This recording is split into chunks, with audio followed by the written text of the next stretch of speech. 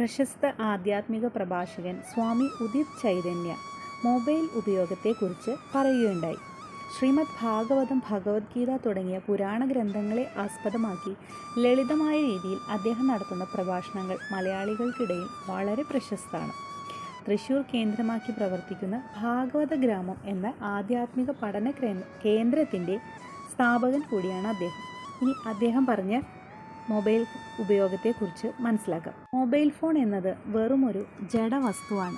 അത് നമ്മെ തളർത്താനോ അതോ ആത്മീയമായി ഉയർത്താനോ ഉപയോഗിക്കാം എന്നത് നമ്മുടെ തീരുമാനമാണ്.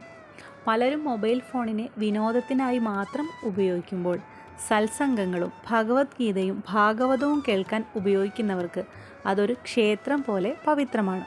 അങ്ങനെ മൊബൈലിനെ നമുക്കൊരു ക്ഷേത്രമാക്കാം. മൊബൈലിലൂടെ സത്സംഗങ്ങൾ കേൾക്കുമ്പോൾ ഭഗവാനെ സ്മരിക്കാനും കണ്ണു നിറയാനും ഇടയാകുന്നുണ്ടെങ്കിൽ അത് ആത്മീയ പുരോഗതിക്ക് സഹായിക്കും. ഒരു കല്ലിനെ വിഗ്രഹമായി ആരാധിക്കുന്നത് പോലെ മൊബൈലിലെ ദൃശ്യങ്ങളെയും ശബ്ദങ്ങളെയും ഭക്തിയോടെ സമീപിക്കണം. നേരിട്ടുള്ള സത്സംഗങ്ങൾ ലഭ്യമല്ലാത്ത സാഹചര്യത്തിൽ പുസ്തകങ്ങൾ വായിക്കുന്നതിനേക്കാൾ എളുപ്പത്തിൽ മൊബൈലിലൂടെ കേൾക്കുന്ന സത്സംഗങ്ങൾ മനസ്സിൽ പതിയും. ഒരാൾക്ക് മോക്ഷം നൽകാൻ ഭഗവാൻ തീരുമാനിക്കുമ്പോൾ സ്വാഭാവികമായും സജ്ജനങ്ങളുമായുള്ള സമ്പർക്കം, അതായത് സത്സംഗം അവർക്ക് ലഭിക്കുമെന്ന് അദ്ദേഹം ഓർമ്മിപ്പിക്കുന്നു.